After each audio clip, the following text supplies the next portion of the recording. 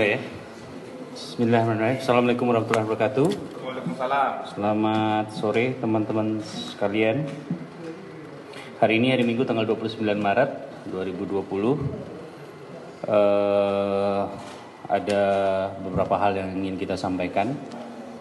Yang pertama, jumlah kasus PDP di Provinsi Riau itu sampai hari ini total ada 97 kasus 97 kasus PDP di seluruh Provinsi Riau. Kemudian yang sudah pulang 25 orang. Jumlah pasien yang masih diisolasi ada 71 orang. Kemudian hasil negatif yang sudah kita terima ada 26 orang. Hasil positif bertambah 1 orang menjadi 2 orang. Jadi total positif di Provinsi Riau ada 2. Tetapi berita baiknya dari 2 yang positif, Bapak yang pertama, Tuan M, sudah dinyatakan sembuh. Karena hasil swab yang keduanya juga kita terima tadi pagi, hasilnya menyatakan negatif. Artinya Bapak M hari ini sudah pulang ke rumahnya. Dan kita sudah kasih tahu dari teman-teman JPJP dan teman-teman di RSUD Arifin Ahmad kalau edukasinya bagaimana, kondisinya bagaimana, dan pesan kami kalau dia sudah sembuh berarti stigmanya jangan lagi dipermasalahkan, beliau sudah sembuh gitu ya. Kemudian kasus yang kedua ini bapak laki-laki gitu ya. Itu kita memeriksa beliau itu 1 minggu yang lalu, hasilnya baru, bukan 1 minggu, 5 hari yang lalu. Kemudian hasilnya kita sudah tahu hari ini gitu ya, hasilnya positif gitu ya. Nah,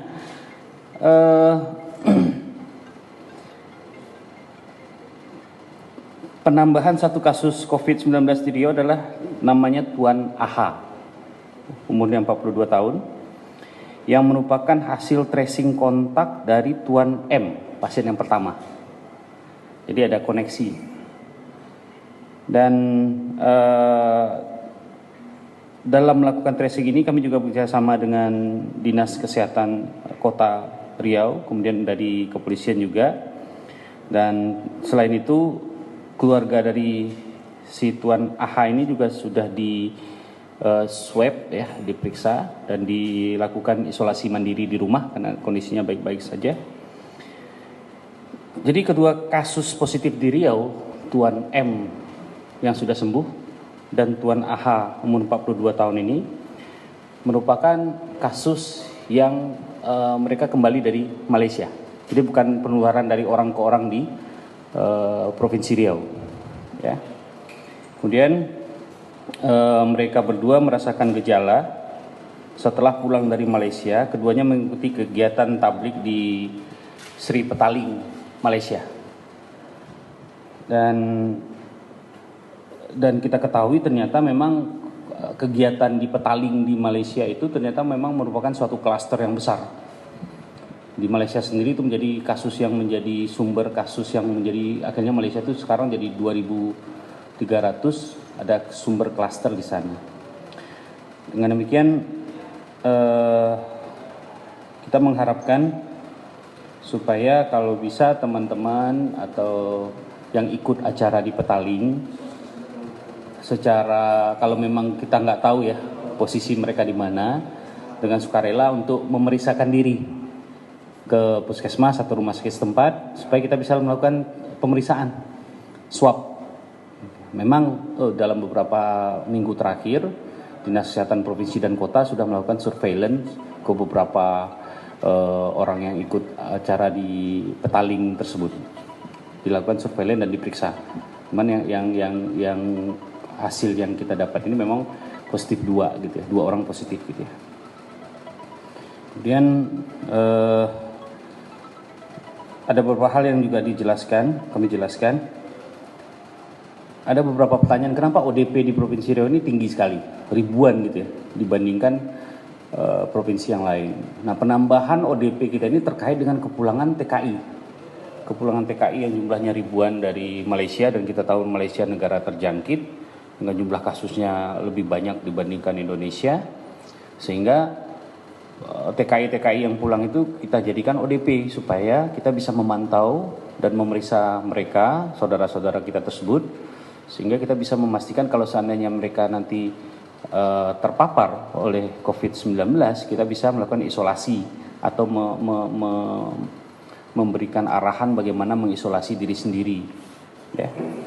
Kemudian terkait apa yang sudah dilakukan oleh pemerintah provinsi, yang jelas mungkin dalam beberapa hari ke depan Rumah Sakit Madani, kemudian Rumah Sakit Jiwa Tampan sudah bisa difungsikan untuk menerima pasien-pasien COVID-19. Tapi sementara itu memang tetap 47 rumah sakit, 45 atau 47 ya? 45 rumah sakit di seluruh Provinsi Riau siap dan sudah menyediakan ruang isolasi.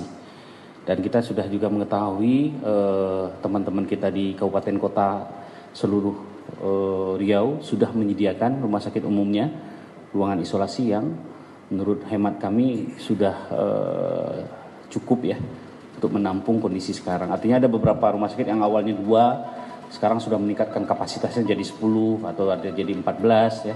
Mereka sudah memberikan rencana-rencana yang baik, sehingga ke depan kalau terjadi sesuatu hal eskalasi yang luar biasa, pemerintah provinsi siap.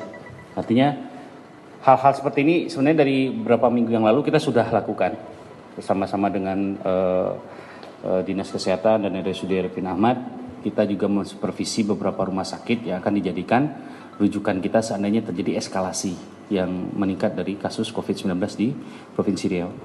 Yang terakhir dari saya, pada para masyarakat tetap tenang. Yang paling penting lakukan pembatasan sosial dan pembatasan fisik atau physical dan social distancing. Ini harus dipatuhi dengan baik. Kita berharap jangan nambah lagi. Kalau bisa tetap 2. Tapi bukan 2 artinya semu gitu ya. Kita tetap harus memastikan kita memeriksa semua orang, PDP kita rawat.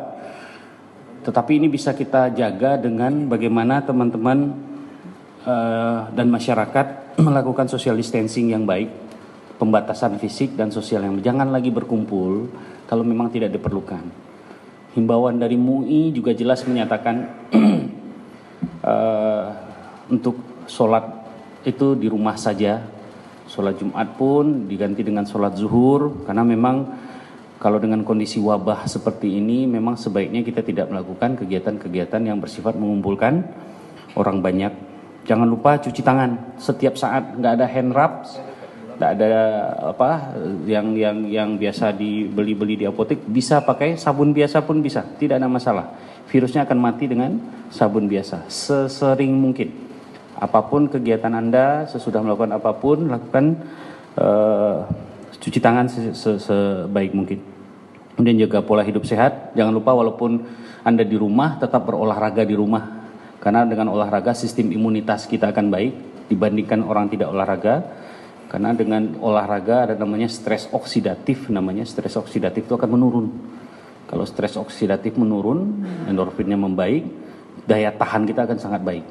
Tapi kalau kita cuma tidur, diam, duduk di rumah itu nggak ada kegiatan, itu juga tidak dianjurkan. Minimal sekali 20 menit lakukan kegiatan aerobik yang ringan, jalan sekeliling rumah, atau kalau ada sepeda statis silakan, atau kegiatan-kegiatan yang bersifat mengeluarkan energi yang banyak gitu ya. Kemudian makan yang teratur, kemudian yang paling penting juga tetap berdoa. Insya Allah kita akan bisa melewati semua ini dengan baik, dengan kerjasama, tidak saling menyalahkan, saling ke depan, saling bahu-membahu. Apa yang bisa kita lakukan minimal. Yang kalau paling gampang Anda lakukan, Anda jangan keluar rumah. Itu sudah sangat membantu. Dukung kami petugas kesehatan, garda terdepan, lini terdepan. Jangan kasih stigma, hargai. Kemudian berikan motivasi dan dorongan kepada teman-teman perawat kita yang setiap hari 24 jam di ruang isolasi. Dokter-dokter, petugas gizi, cleaning service, security yang menjaga semua ruang isolasi di Provinsi Riau. Bukan cuma di RSUD, semua rumah sakit swasta pun juga melakukan hal yang sama. Kita juga berterima kasih kepada mereka dan semoga kita selalu sehat, Insya Allah kita bersama bisa melewati ini. Dan jangan lupa kita selalu berdoa, kita dijauhkan dari wabah ini. Hanya Allah yang bisa menolong kita. Demikian dari saya. Assalamualaikum warahmatullahi wabarakatuh.